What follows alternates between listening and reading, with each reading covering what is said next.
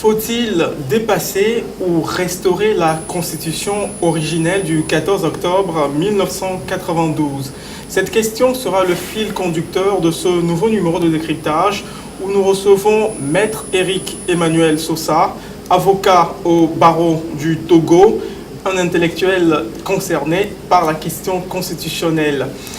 Merci à vous, cher maître, d'avoir accepté notre invitation et de participer à ce nouveau numéro de décryptage. C'est un plaisir, toujours renouvelé. Alors, pour aller directement au sujet qui va nous occuper, faut-il dépasser cette constitution ou la restaurer? Est-ce que cette constitution elle est obsolète, inopérante? On fait comment? Écoutez, poser la question, c'est y répondre. Je vous répondrai tout de go que pour moi, il faut la dépasser. Pourquoi? Parce que cette constitution était un rendez-vous manqué avec l'unité nationale. Parce qu'elle est le produit de deux antagonismes qui ont travaillé à se neutraliser et à se contrer. À un moment de notre histoire où il y avait, disons, une confrontation très heurtée entre deux clans qui ont pensé, à tort ou à raison, incarner la légitimité populaire et du coup la constitution qui en est issue a toujours été suspect de partialité par les uns et d'imperfection par les autres. Et du coup, on est dans une situation où on a un texte qui, en réalité, est inopérant parce qu'il n'a jamais trouvé dans l'art de gouverner les échos favorables pour être un bon guide, en quelque sorte. Et pour cela, je dis qu'il faut avoir le courage de la dépasser. Faire table rase serait souhaitable parce qu'il est temps, après tant d'années de frustration, que les Togolais commencent à apprendre à réfléchir scientifiquement sur ce que devrait être la loi fondamentale, qui sera, disons, le gouvernail sous lequel nous allons placer notre vivre ensemble civique. C'est pour cela que je pense qu'il est important que l'on ait un peu plus de sang-froid, qu'on dépassionne le débat et qu'on s'attelle à trouver ensemble quelles sont les failles, les insuffisances de cette Constitution, quelles sont aussi ses forces, parce qu'elle en a nécessairement, mais on va les aborder. Absolument, mais qu'on ait le courage au moins de travailler dans un esprit contradictoire de bonne loi à échanger des arguments purement scientifiques. Alors, si nous nous attelons tout de go à un dépaissage de cette constitution de 92, hein, article par article, on peut présumer que ceux qui sont nostalgiques de la restauration complète des dispositions contenues dans la Constitution de 92 font plutôt une fixation sur les dispositions qui délimitent le nombre de mandats présidentiels ou qui instituent l'élection du président de la République au suffrage universel direct à 2 tours. Alors, ces dispositions-là, même s'il faudrait dépasser la Constitution de 92, c'est des dispositions qu'il faudrait veiller à ce qu'elles soient reconduites. Oui. Alors, je dirais que ce qui est le handicap à l'avènement démocratique véritable en Afrique, c'est cette focalisation systématique qu'il y a sur le fait présidentiel. Quand je dis le fait présidentiel, c'est d'abord cette façon de penser que toute légitimité et tout pouvoir appartient au président et à lui seul. De sorte qu'il y a à chaque fois un transfert malencontreux de la légitimité du pouvoir, alors qu'il est d'abord prétendument entre les mains du peuple.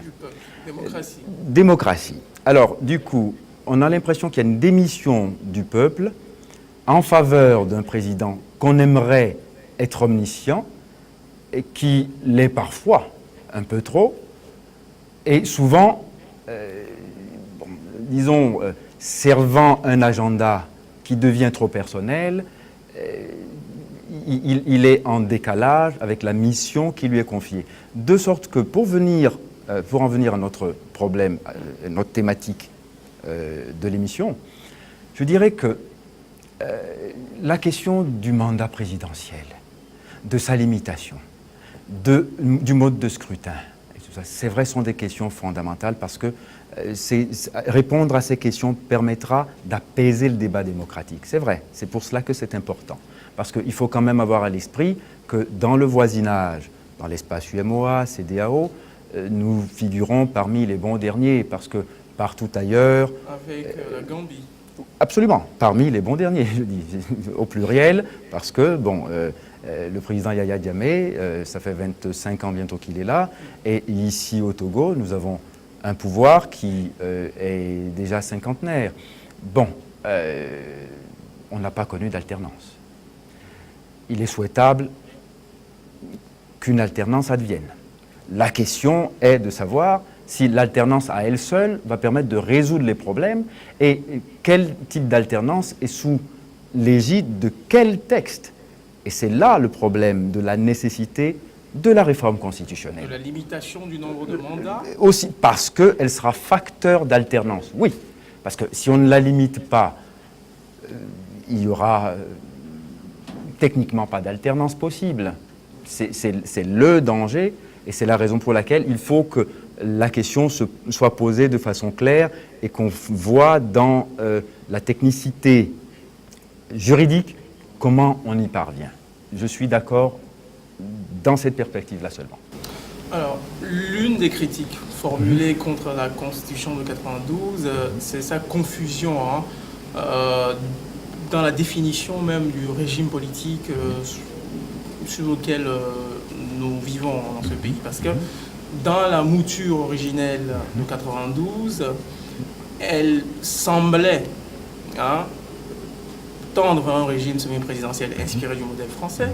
Mais dans la pratique, on se rend compte que les pratiques sont très éloignées de cet idéal souhaité dès le départ. Et par la suite, la révision de décembre 2002 a enterré toute velléité même de cohabitation politique, par exemple. Parce qu'il appartient désormais au chef de l'État de nommer et de démettre le Premier ministre. Oui. Alors, Premier ministre, notre Premier ministre, Parlement, régime présidentiel, semi-présidentiel, parlementariste, parlementaire, etc. Tout ça, ce sont finalement des artifices juridiques qui sont sans grand intérêt pour le débat qui nous intéresse aujourd'hui. Je vais vous expliquer pourquoi. Le problème de... C'est l'une des recommandations, l'un des points de convergence de l'atelier du H-Krone qui s'est tenu du 11 au 15 juillet dernier. Alors, il a été convenu de la nécessité de réajuster le régime politique. Est-ce qu'il s'agira simplement de mettre une étiquette sur la chose pour que le contenu change? Non, on mettra toutes les étiquettes qu'on voudra. Le contenu, c'est quoi? C'est d'abord cette dévotion que chacun doit avoir par rapport à l'intérêt général. Est-ce que nous l'avons? Est-ce que nous l'avons dans notre personnel politique aujourd'hui? L'offre politique que nous avons, est-ce que cette offre politique est une offre saine, de bonne foi, de part et d'autre? Et est-ce que cette offre politique nous permet de pouvoir réfléchir à ce contenu-là? Parce que, disons-le tout net, dans chaque débat politique sur les réformes institutionnelles et constitutionnelles dans ce pays, il y a énormément de frustration de part et d'autre.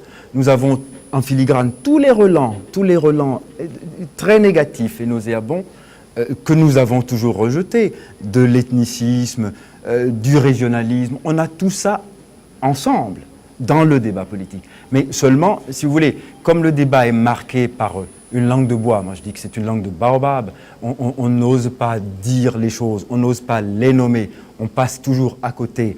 On fait des circonlocutions permanentes pour ne pas dire la vérité les uns aux autres. Et moyennant quoi, on est toujours en train de tourner en rond.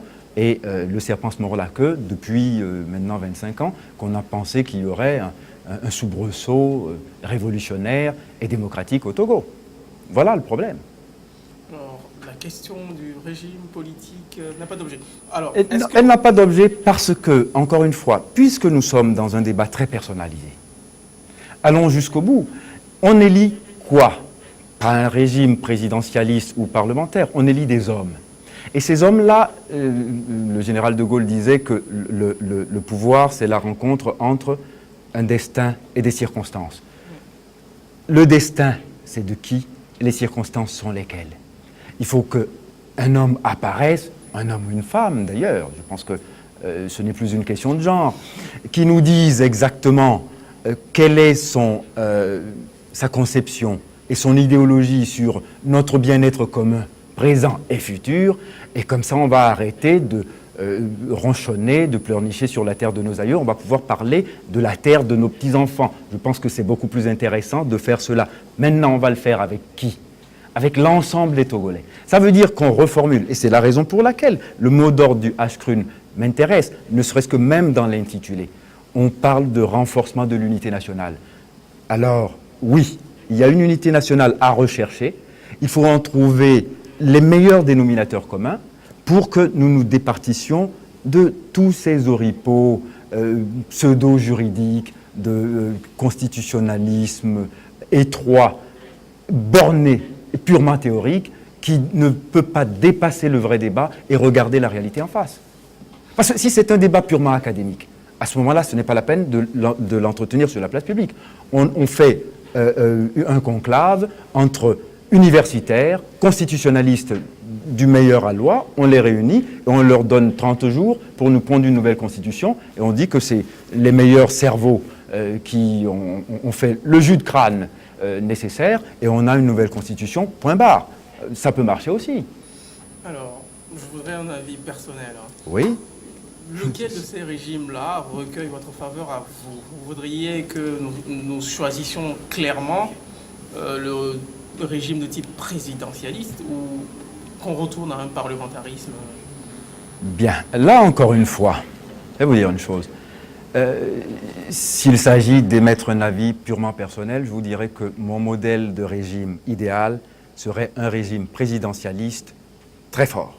C'est-à-dire un président qui a les moyens de sa gouvernance. Parce qu'après tout, c'est lui qu'on élit au suffrage universel et on l'élit sur un programme.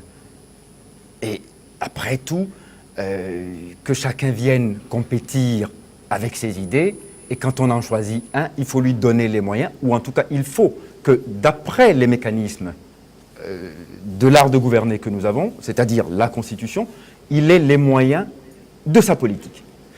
À partir de ce moment-là, on aura une cohérence.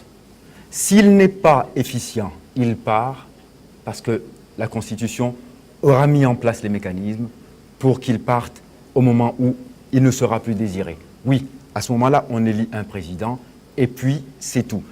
Le système parlementariste, parlons-en. Aujourd'hui, à votre avis, est-ce qu'on a un Parlement véritablement séparé du pouvoir exécutif au Togo? Dans les faits, pas vraiment. Bon, alors, jamais. Il y a une majorité... Oui, c'est ce que je dis. Le fait majoritaire réalise toujours le fait du prince. C'est-à-dire que les parlements que nous avons reconduits depuis ces deux décennies sont toujours des chambres d'enregistrement qui font tout pour complaire au prince, quel qu'il soit. Et quel que soit ce qu'il veut, il l'obtient toujours avec l'onction parlementaire.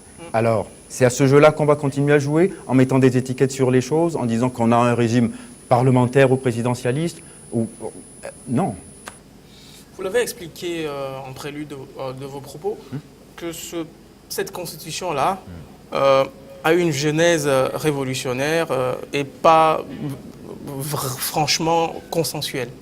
Alors, est-ce que cela explique les difficultés qu'ont les acteurs politiques et au-delà oui. à la réformer aujourd'hui? Oui, parce que par certains côtés, on l'a sacralisé.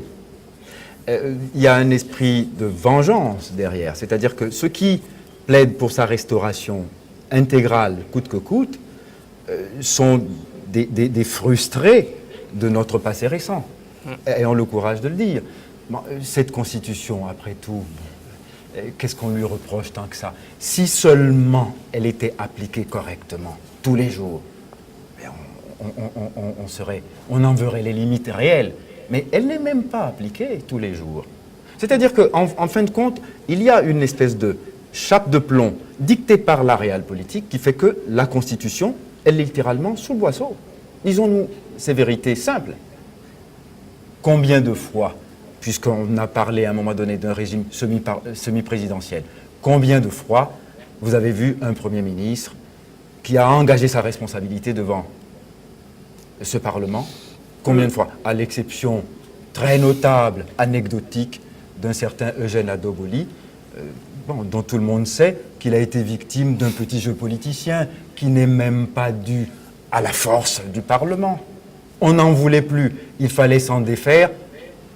On a eu sa peau et on a vu qui l'a remplacé. C'était l'ancien président du Parlement qui l'a démis. Bon, c'est un petit coup d'État entre amis. D'accord? Et c'est un petit coup d'État, on va dire constitutionnel. Soyons sérieux. Alors, vous pensez que l'atelier du H-Kroon, par exemple, tout à l'heure vous saluez le choix de l'acronyme, on va dire, Oui. Va débloquer, va réussir là où l'accord politique global de 2006, les CPDC et autres dialogues Oui, ont échoué. Est-ce que vous sentez qu'aujourd'hui les Togolais sont prêts à réformer ou à dépasser cette constitution? Écoutez, là encore une fois, en tout cas, je souhaite bonne chance aux conclusions du H-Kroon et je pense que cette assemblée s'est réunie sous les meilleurs auspices républicains et il faut espérer que les mânes de nos ancêtres accompagnent ces œuvres pour qu'on arrive enfin à accoucher de quelque chose dans laquelle chacun se reconnaît un tout petit peu. Parce que qu'est-ce qu'on n'a pas fait? Quel dialogue n'a pas eu dans ce pays? Les codes 2, les codes 1, les accords de Ouaga. On a eu tout ça. Et puis finalement, on a les mêmes 25 acteurs et les mêmes antagonistes pendant 25 ans. C'est-à-dire que ces positions sont diamétralement irréconciliables. Mais à chaque fois que l'on s'assied autour de la table et qu'on voit les mêmes, sinon les mêmes acteurs, tout au moins les mêmes suppôts de ces mêmes acteurs qui se réunissent autour de la table, mais la bonne foi est la seule chose qui manque. Alors, comment sortir par le haut de cette impasse constitutionnelle-là? Est-ce qu'il ne faudrait pas sérieusement mettre sur la table l'idée d'une nouvelle constituante, d'une refondation, d'une réforme à la place de la réforme de la Constitution? Mais, là, alors, vous parlez d'un sujet qui est intéressant, celui d'un réel sursaut patriotique. Que chacun interroge sa conscience et se dise, bon, finalement, à quoi nous jouons? Est-ce que je suis en train de travailler pour ma petite personne et mon avenir ministériel ou parlementaire, ou bien est-ce que nous sommes en train de travailler à mettre en œuvre quelque chose qui va profiter peut-être pas à nous d'abord, mais prioritairement à nos enfants et nos petits-enfants? Je pense que c'est là-dedans que se trouve tout le débat. Parce qu'aujourd'hui, sincèrement, le débat, il est un peu empesé. Je dirais, il est inhibé par toute cette tare et ces frustrations. De sorte que, bon, on n'a pas le courage d'affronter le sujet réel, qui est de dire non, maintenant ça suffit, il faut qu'on passe à autre chose. Et ce autre chose, c'est quoi? C'est ça qu'il faut qu'ensemble on recherche, d'un cœur complètement épuré de toutes les petites velléités de politicards, et qu'on se dise, bon, ben, écoutez, maintenant, sans donner de leçons à personne, asseyons-nous calmement et discutons entre Togolais, parce que, bon, il ne suffit pas de chanter l'hymne national pour que l'unité nationale proclamée comme un slogan soit une réalité. Alors, quelle forme, quel habillage pourrait prendre cette nouvelle République et ces dispositions constitutionnelles? Je vais vous dire sincèrement que, un peu comme la femme enceinte qui va rentrer en couche, ne sait pas quelle physionomie aura son enfant, attendons au moins que la conscience nationale soit grosse de cet probable accouchement, qu'on ait cette véritable maïeutique nouvelle et qu'on voit à quoi ressemble le bébé qui va naître avant de pouvoir parler de son avenir. Je n'ai aucune idée parce que le débat n'a pas eu lieu. Il n'y a pas eu ce foisonnement encore. Vous parliez du fait présidentiel, d'une certaine obsession présidentielle, on va dire, qui est inhérente à la Constitution actuelle. C'est-à-dire que tout se joue autour du président de la République parce qu'il est la clé de voûte des institutions. C'est clair. Donc, est-ce que dans cette nouvelle République, que certains appellent de leur vœu, il ne faudrait pas envisager d'arrêter d'élire des présidents, par exemple? Bien. Alors, s'il faut arrêter d'élire des présidents... Parce que le président, c'est un peu l'équivalent du chef de village. C'est difficile de dire à un chef de village, ben voilà, tu as fait ton mandat, tu peux rentrer chez toi. Oui, ben alors, à ce moment-là, allons jusqu'au bout des idées et de la logique. Ça voudra dire que nous acceptions la possibilité de nous approprier la souveraineté intellectuelle sur la façon de penser nos institutions. Il n'est plus question de venir faire des transpositions de constitutions vécues et étudiées ailleurs pour tenter de les transposer littéralement chez nous. Ayons le courage de dire que chez nous, un chef est un chef, avec ses qualités et ses défauts, mais quand il est chef, on lui doit allégeance, et parce qu'il est chef, il y a des choses qu'il ne peut pas faire, parce que le leadership doit être vertueux. Je vais vous donner un exemple. Dans le pays évé dont ma mère est issue, quand on élit un chef, on n'élit pas, quand il accède au trône, il y a un certain nombre de choses qui sont tabous, qu'il ne peut plus faire, parce qu'il est chef.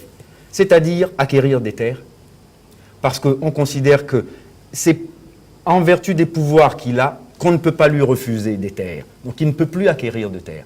Il ne peut pas non plus de lui-même choisir une femme, parce qu'on dira, quand il vient frapper à ma porte, je ne peux pas lui refuser, à lui le chef, l'amène ma fille, il m'en cuirait. Alors du coup, il doit s'abstenir. Quand il a besoin de femme, on lui trouve femme. Quand il a besoin de terre, il doit s'abstenir parce qu'il est devenu chef. Il n'a plus le droit d'acquérir des terres. Vous voyez, la vertu d'abord. Donc il faut d'abord que le chef ait conscience de son devoir, d'un exercice vertueux.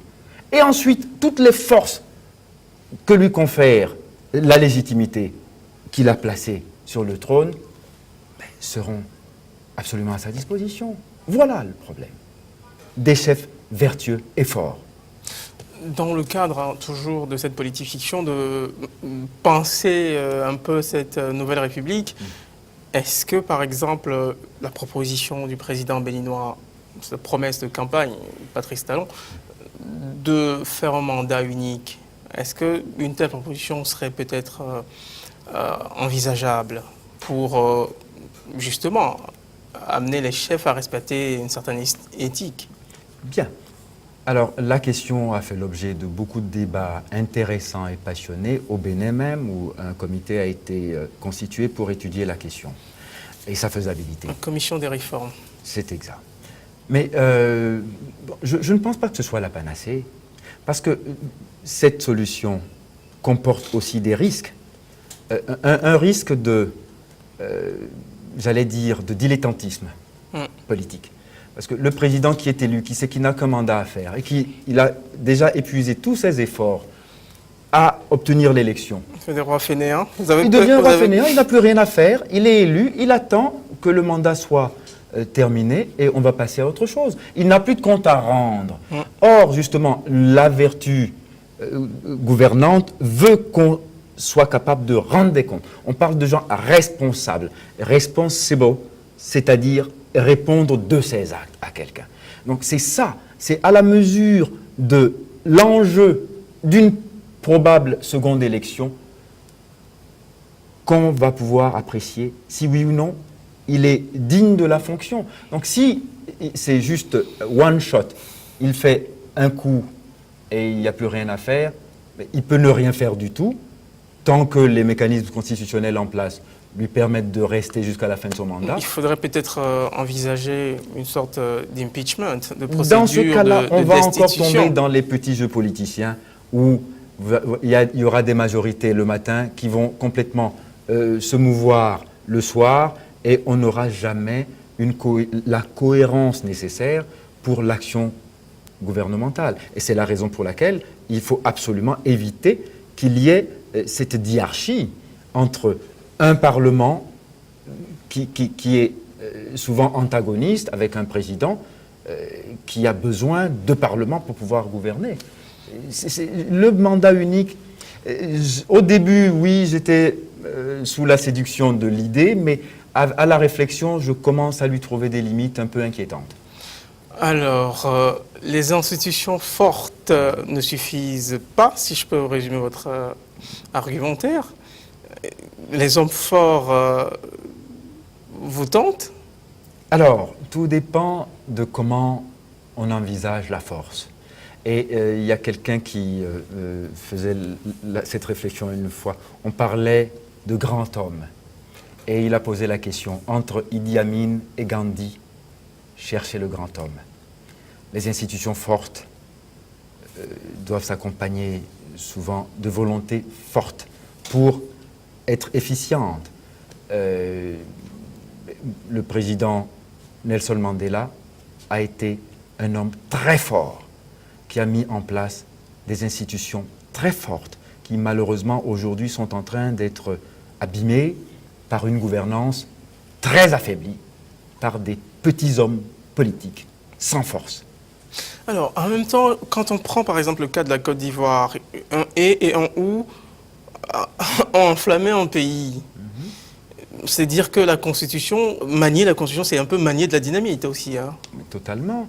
C'est bien ce que je disais. C'est-à-dire qu'il y a des gens qui s'imaginent que la Constitution... Alors, quand on aura changé de Constitution, tout le monde aura à manger dans son assiette. Il va pleuvoir exactement à bonne date et l'igname et le maïs vont pousser correctement et abondamment dans nos champs. Non, la Constitution, c'est une modalité parmi tant d'autres. Parce que, vous savez, si on a une Constitution, je vous dis, il y a plein de contre-pouvoirs ou de sous-pouvoirs qui, finalement, atténuent l'efficacité de la Constitution, ou en tout cas, l'amoindrissent. Je vous donne des exemples. La CENI, pour organiser les élections, elle n'a pas une essence constitutionnelle. On est d'accord?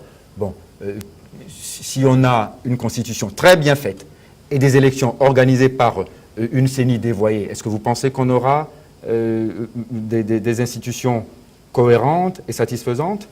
Je vous pose la question. Pas vraiment. Bon, donc la question est quelles sont les institutions qu'on va secréter à partir de la Constitution qu'on va mettre en place. Mais c'est toutes les institutions. C'est-à-dire que les réformes institutionnelles et constitutionnelles, elles impliquent aussi la gouvernance locale qui n'a pas d'essence constitutionnelle.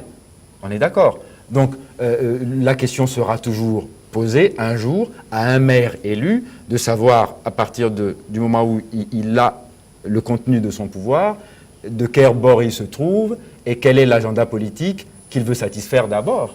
Alors, élire un maire, si c'est pour qu'il vienne nous dire qu'il n'a pas les moyens de sa politique parce qu'il n'est pas du même bord que la majorité parlementaire, ça nous avance à quoi? Alors, les élections à 2 tours, ça aussi c'est l'une des ritournelles sur le continent. Oui, est-ce qu'elles garantissent nécessairement l'alternance?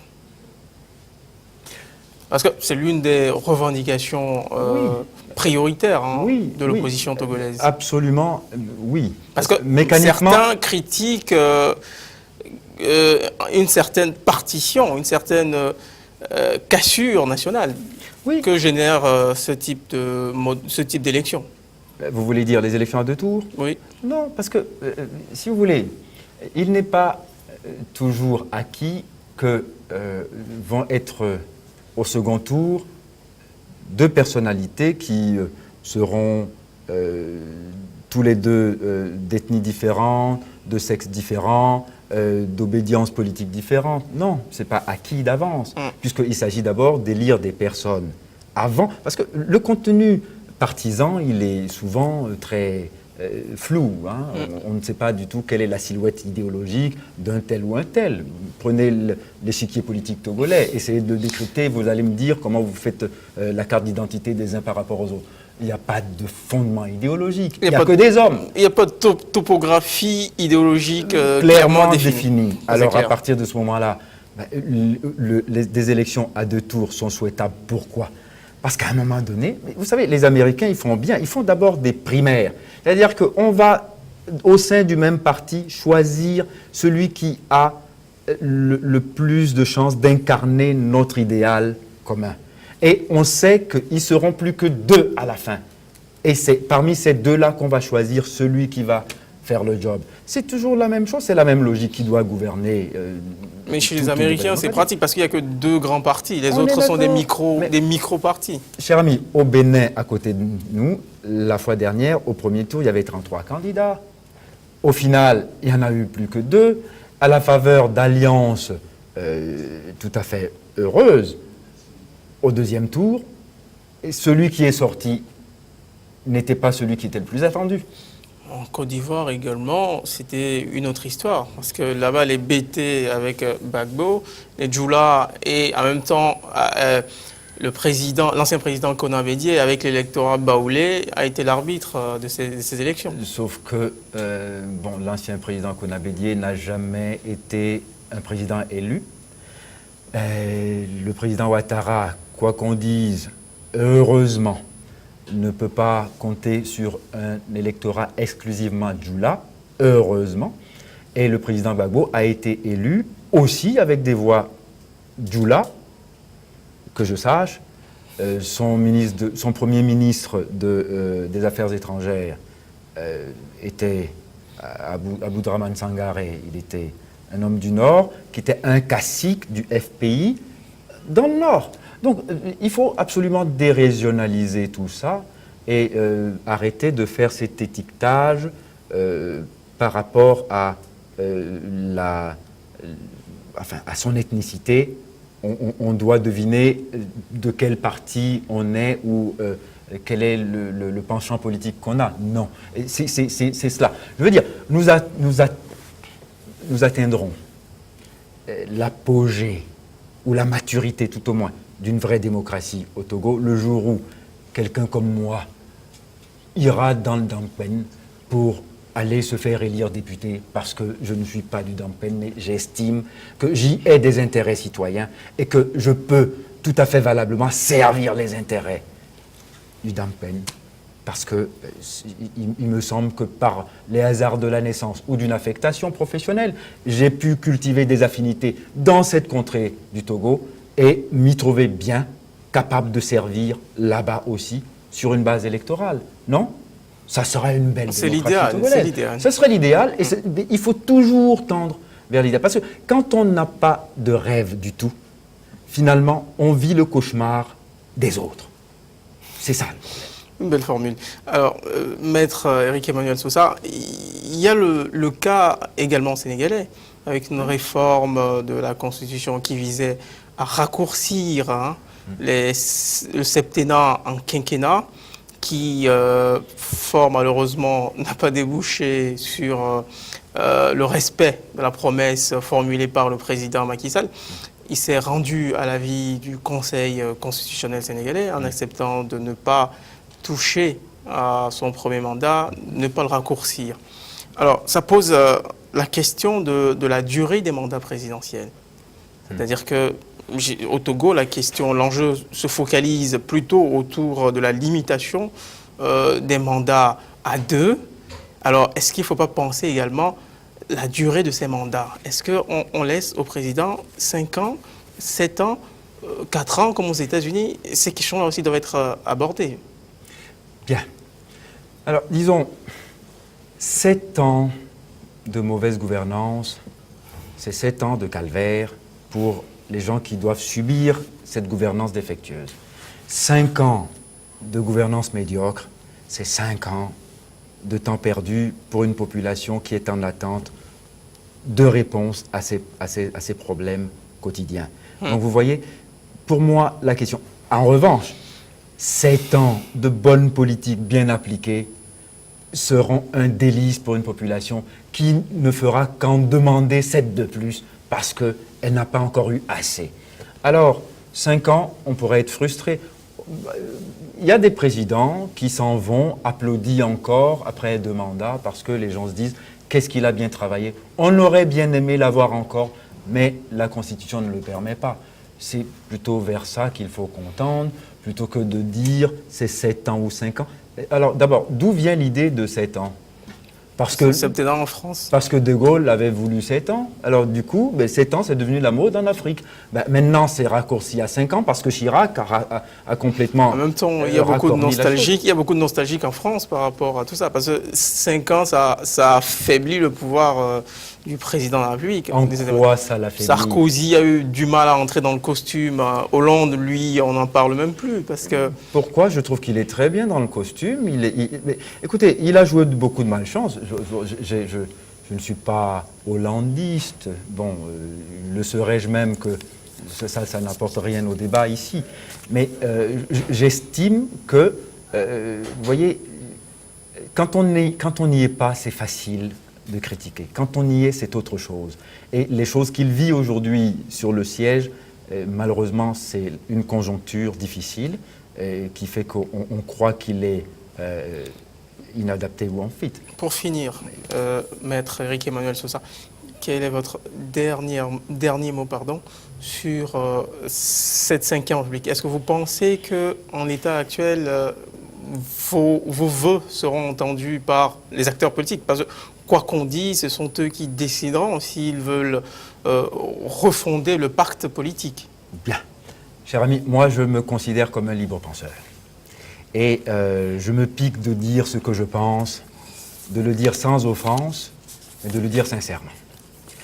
Mon attente, c'est qu'il y ait suffisamment d'écoute, mais avant qu'il y ait une écoute de qualité, il faut qu'il y ait des propos de qualité. Alors que ceux qui sont en charge de penser pour nous livrent une pensée qui soit acceptable, compréhensible, sans être enfermés dans des carcans académiques trop compliqués. Et je pense que tout le monde s'en portera bien. Merci à vous, cher maître Éric Emmanuel Sosa, d'avoir participé à ce numéro de décryptage qui finit comme ça. C'est donc la fin de ce numéro. Merci à vous qui nous avez suivis.